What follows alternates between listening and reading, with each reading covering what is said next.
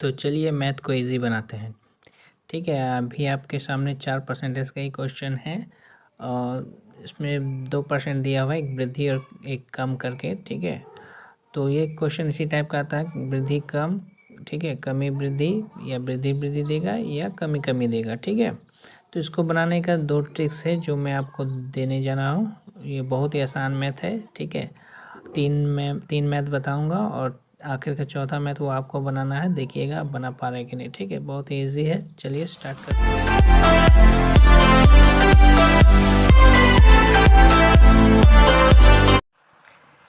मेरे पहले वाले वीडियो में आपने देखा होगा कि क्वेश्चन में वृद्धि था और कम पूछता था, कम देता था तो वृद्धि पूछता था। अब इस क्वेश्चन को देखिए, रमेश के वेतन में 20% वृद्धि कर दी गई। बढ़े हुए वेतन को 20% कम करने पर रमेश को कितने % लाभ अथवा हानि होगी। लाभ हानि पूछा है तो इसमें 2% दिया है, एक बार वृद्धि और एक बार कमी यानी हानि को दिया हुआ। ठीक है, और लाभ हानि पूछता है तो इसको जानने के लिए आपको कुछ चीज़ जानना ज़रूरी है।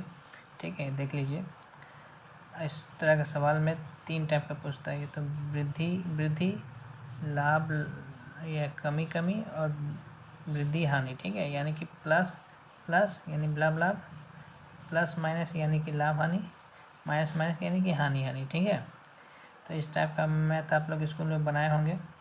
ठीक है, प्लस प्लस प्लस होता है, प्लस माइनस माइनस होता है, माइनस माइनस प्लस होता है। ठीक है, ये लॉजिक इसमें कुछ अप्लाई होगा। इस मैथ को बनाने के लिए 2 ट्रिक्स दिए हुए हैं। ठीक है, 2 ट्रिक्स है, उसके बाद मैं डिटेल में बताऊंगा। जानते हैं मैं डिटेल में थोड़ा समझाता हूँ आप लोग को।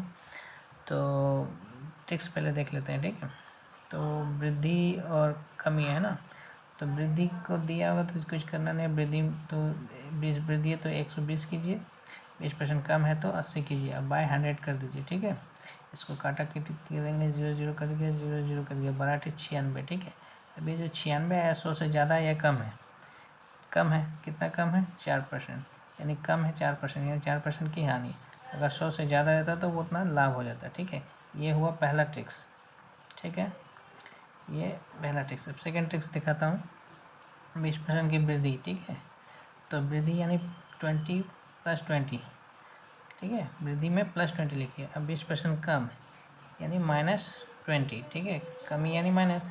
अच्छा, प्लस माइनस क्या होता है? माइनस। ये लॉजिक देखिए अप्लाई होगा इसमें सेकेंड ट्रिक्स में। ठीक है, प्लस माइनस माइनस, तो प्लस माइनस माइनस, ये माइनस देंगे, फिर ये लिखेंगे 20 इंटू ये पहला 20, फिर तो दूसरा वाला भी 10% लेंगे 20/100 कर देंगे। अब इसका काम करना है, ये 0 से ये 0, ये 0 से 0 कट गया, प्लस माइनस तो कट गया, माइनस कितना है? 2 दूनी की 4।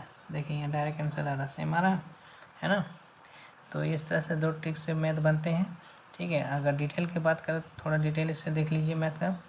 ठीक है, रमेश के वेतन में 20% की वृद्धि कर दी गई। मान लीजिए अगर रमेश का वेतन 100 है, अगर किसी इसमें वृद्धि करते हैं तो 20% वृद्धि तो कितना हो जाता है? 120 हो जाता है। ठीक है, अब बढ़े हुए वेतन को फिर 20% कम कर देने पर, ठीक है, तो अगर बढ़ा हुआ वेतन को फिर 20% कम कर देंगे तो 20% कम होने के बाद वो 80% रह जाएगा।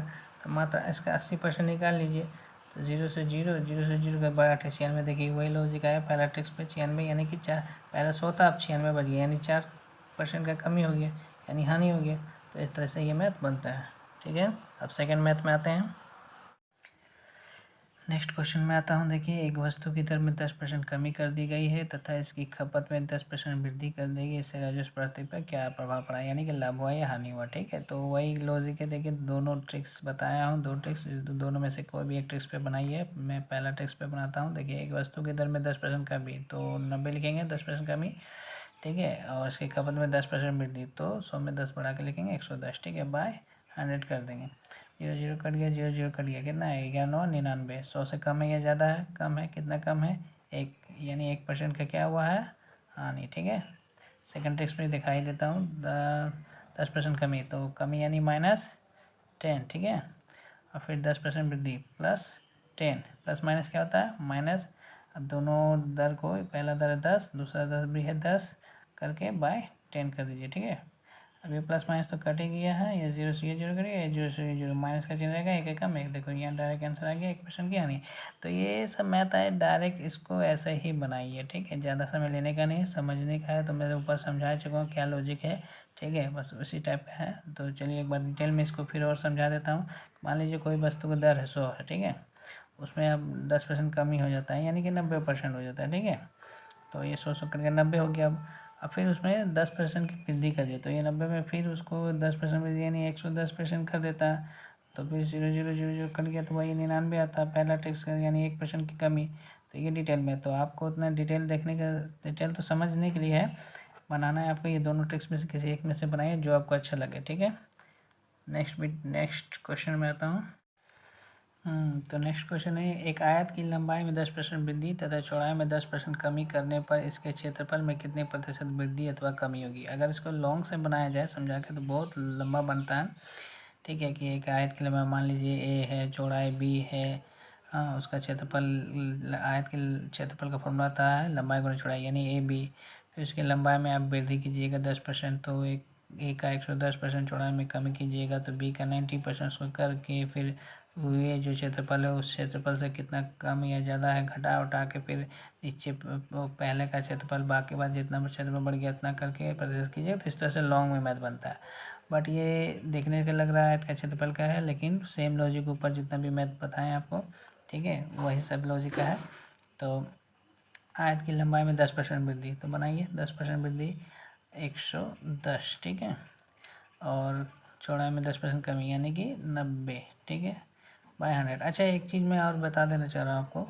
ठीक है, कि जो हम यहाँ 110 लिखते हैं वृद्धि में और कमी में 90 लिख रहे हैं, यानी कि वृद्धि या कमी जो है हम लोग 100 पे ही मान के करते हैं। मान लीजिए आप 100 मान लेते हैं, ठीक है, अब वृद्धि होता है तो उस पर 100 से बढ़ा के लिखेंगे और कमी होगा तो 100 पे घटा के लिखेंगे। ठीक है, तो इसीलिए अब डायरेक्ट हम लिख रहे हैं, या मैं आशा करता हूँ आप लोग जानते होंगे, इसलिए मैं नहीं बता रहा हूँ। तो 100 में बढ़ा के लिखेंगे हैं, वृद्धि है इसलिए 100 में बढ़ा दिए 110, और कमी इसलिए 100 में घटा के लिख दिया बाय 100। ये ट्रिक्स है।